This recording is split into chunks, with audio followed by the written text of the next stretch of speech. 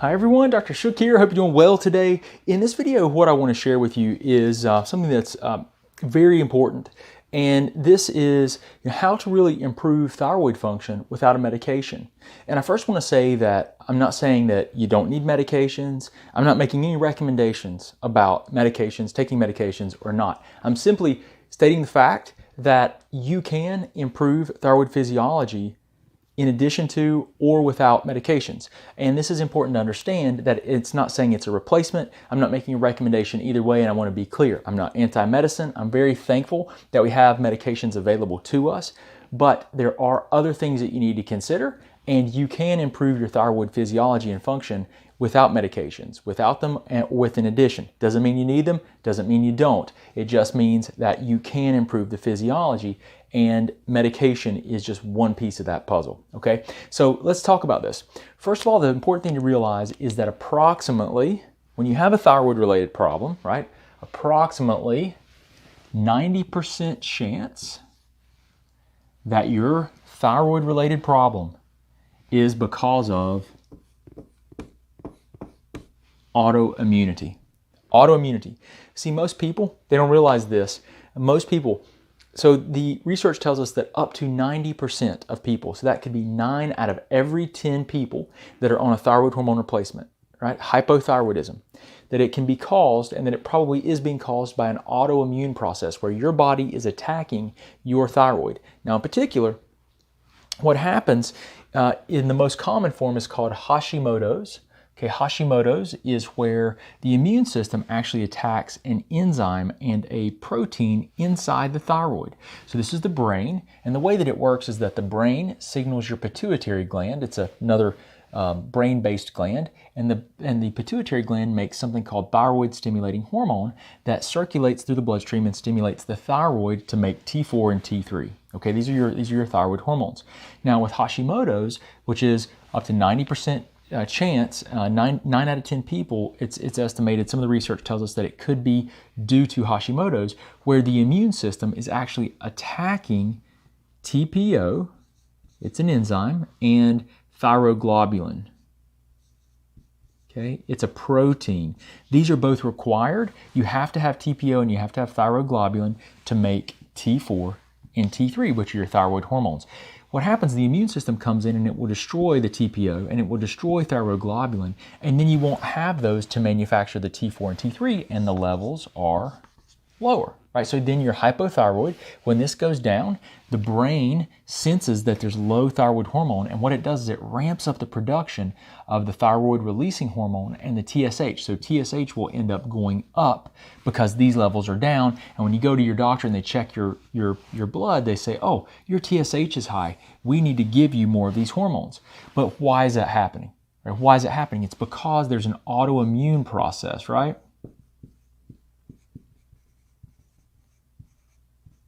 Autoimmune process, typically it's Hashimoto's, okay? Typically this is what's going on, it's causing that. So yeah, you can do this, and that sounds like that would be, an ideal thing to do. If you don't have enough hormone, you cannot be deficient. You cannot be deficient. So listen to what your doctors tell you, and if they recommend medication, do what they tell you to do, because you cannot be deficient. Every single cell in the body is dependent upon these hormones to function, and if you don't, your brain will decline. Every single cell in your body will decline if you don't have adequate thyroid hormone. Now, with that said, why is this happening? Why would you be autoimmune? What is causing the autoimmunity? And so there's two things that we know. There are some drivers of the immune response, and then there are things that cause loss of, which we'll talk about in a second. So drivers of the immune response. So typically these are the things clinically when I'm working with someone that I'm going to investigate to try to understand what could be driving the immune response. Number 1, food.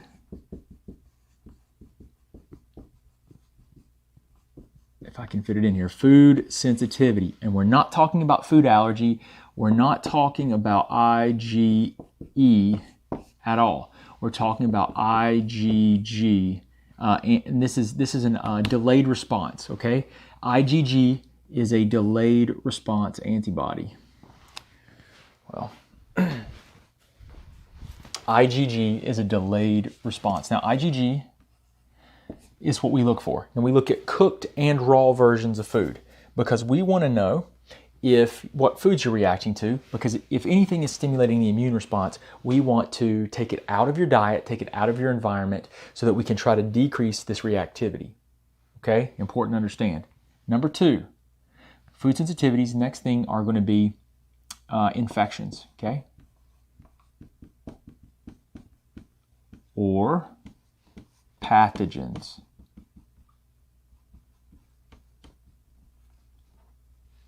Pathogens, it's in there.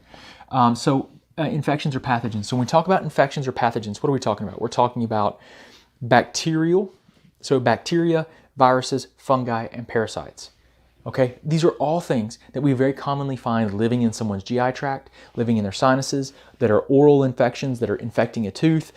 We find that there's, these things are everywhere, infecting the stomach, throughout the body. So infections and pathogens, again, bacteria, viral infections. So how many of you have had Epstein-Barr virus, right? Mono, right? Almost all of us. So do you know that those can wax and wane? They don't just stay dormant, they can actually reactivate. How many people have herpes simplex virus, any of the herpes viruses? Almost, everyone has some kind of herpes viruses, and there's like eight viruses. There's a tremendous number of viruses.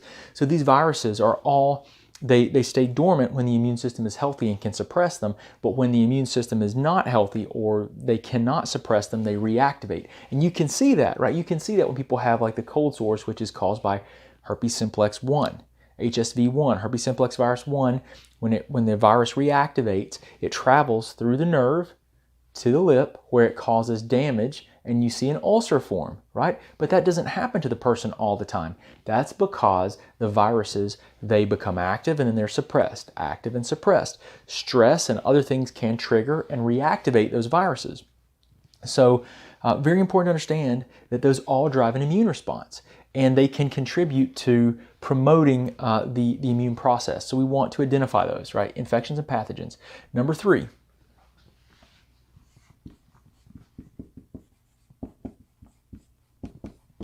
chemicals. Chemicals are a much bigger problem than we ever imagined. I think chemicals are something that we see today, I see in clinical practice as having a very significant, profound impact, much greater than what I ever thought we would see. And I think the reason for it is because we have more and more of these in our environment now, and they're in our food, our water, our air. It's in everything. It's off-gassing from pins. It's off-gassing from the plastic in our cars. I mean, how many times have you gotten in your car and it's warm and it smells different? That's off-gassing, all that foam and plastic and these flame retardants that are now in everything, right? Because the manufacturers are being told that we have to put flame retardants on all of the fabrics. We have to put it in the foam rubber. So in the cushions of your home, the foam rubber, the cushion itself has chemicals throughout that over time, as the foam breaks down, guess what happens to those foam particles? They fall on the floor. And then that's dust in your house, and then you're inhaling that, you're breathing that. Kids and babies are crawling on the ground being exposed to that. These are all major problems. And what they can do is these chemicals, they get in your body and they bind to your tissue. They bind.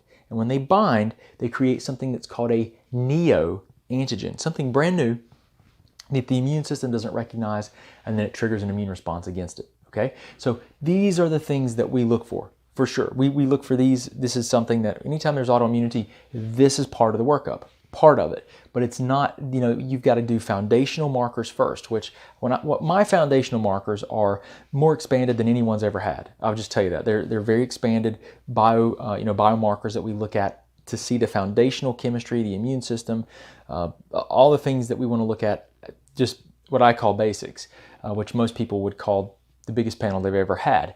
Then we look at immune drivers, and we want to understand, what's going on there.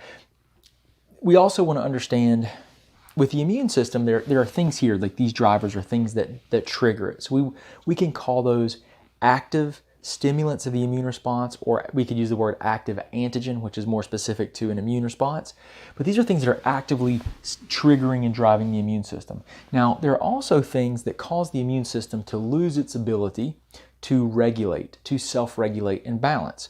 So this is the second category of things we want to look at very closely, especially when there's autoimmunity, is loss of regulatory function. So can the immune system regulate itself or not? So we look at loss of regulation. We're just going to put regulation, okay? Loss of regulation. Now we look at the regulatory function of the immune system. We want to understand, is there a reason that the immune system can't balance itself? Is there a reason that the immune system can't regulate the immune response? And so we look at things like vitamin mineral status. We want to look at vitamin D very closely because vitamin D is essential for regulatory T cell production, which helps to balance the immune cells. We look at glutathione levels. We want to look at selenium and magnesium and zinc, and we want to look at a number of different biochemicals. Minerals, vitamins, minerals. We've got to look at a number of things that can cause you to lose normal immune system regulatory function. If you can't regulate, then you're going to have a haywire immune system, and you're more likely to contribute to problems that like this that could destroy tissues. So we want to have optimal regulation. We want to identify the things that are promoting the immune response. So how do you put all this together, right? What can you do? Like how do you sort through all of this information? Well, it took a long time. It took a long time and a lot of great teachers I was very fortunate to have. I use a science-based approach, okay? I use a 3-step approach. Detect, okay? Step 1, we want to detect the problems, remove and replenish, and then repair. DRR, detect, remove, repair, okay? So step 1, we know we've got all these issues going on. Someone doesn't feel well. They're not getting anywhere with maybe the approach that they're taking is just not helping them. So the next thing is what we want to do is we want to figure out what's going on. So how do we do that? Well, we take a very detailed, in-depth health history, right? So we look at your health history as closely as possible. We gather as much information about you as we can. Then, based on that information, what's going on with you, we want to recommend and get testing to detect the problems that are specifically happening, right? Makes sense, right? You hear all these symptoms, you listen and learn about everything that's happened to the person you possibly can, and then you want to focus on identifying, detecting the problems, and then putting together a plan to remove these drivers or potential drivers. So you detect, gather all that data from the testing and from the health history, then you put together a plan to the second step, remove what you found. Then once you focused on removing what you found, you want to replenish and repair the damage that's been done.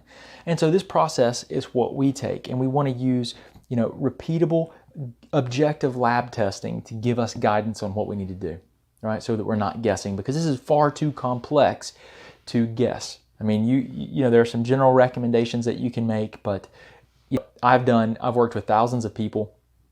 I've taught millions of people, and I can tell you right now that every single person that is autoimmune or that has a thyroid problem has unique factors that are driving it. You never see one person with the same immune response.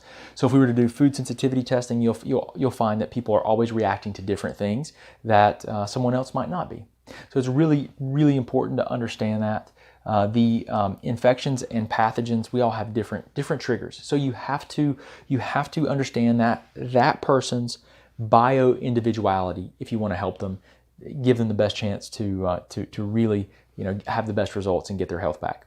So if you need help, if you are tired of being stuck or you're frustrated, you can't figure out what to do, we can work with you. I work with people all over the world in other countries across the United States. And what we do is we do teleconsulting with them. So what we'll do is we will have you fill out very in-depth, detailed intake packets. When you do that, I'll review those in detail, 30 minutes to an hour of review. Then we'll have a full appointment, which is typically about an hour. Sometimes it's a little bit less than that if we're really efficient. And so I've already done my homework on you, so I know what's going on, and we can really clarify, and you can share any information that you weren't able to share in the actual intake process. And so we'll go and we'll gather as much information about you as we can, and then based on that information we'll put together a strategy, and I'll make recommendations for very minimal testing to very extensive testing. And we can do anything you want to do. We'll figure out what starting point's best for you. And then from there, we will decide based on the information that we get from testing what to do next. So do we implement a process of removing pathogens or chemicals, or do we change up the diet, or do we do all those things? What type of supplementation might be most appropriate?